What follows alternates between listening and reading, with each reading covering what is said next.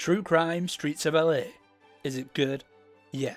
You play as Nick Kang. Nick is a detective, but he doesn't always play by the rules. The story is wild. It really reminded me of a 90s, early 2000s cop movie. Sometimes it goes too far, especially with the elements of supernatural, but I'm not bothered, as it was like a good B-movie. Except it couldn't be a B-movie because this game is full of voice acting talent from stars of the big screen, such as Christopher Walken, CCH Pounder, Gary Oldman, Michael Madsen, and Ron Perlman, to name a few, and they all do great performances. Unfortunately, the missions are far too repetitive. Drive to location in a certain amount of time, beat some people up, the person you're looking for slips away, follow them without being detected, have a big shootout followed by a boss battle, and repeat nearly 8 times. The game controls horribly for today's standard, and I found myself fighting more with the controls than the bad guys, especially like trying to keep the camera looking forward.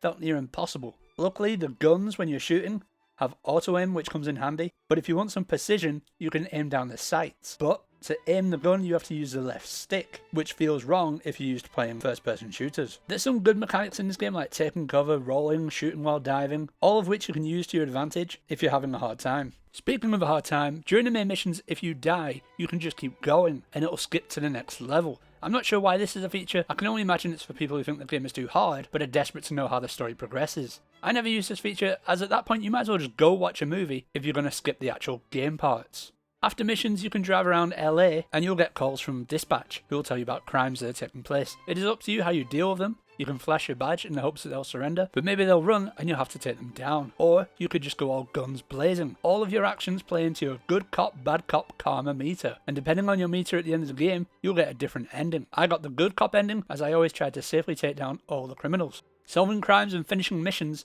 will give you badges. These badges can be spent on training missions that will give you new abilities. I liked all the abilities that I got, and getting the upgrades give the game a sense of progression.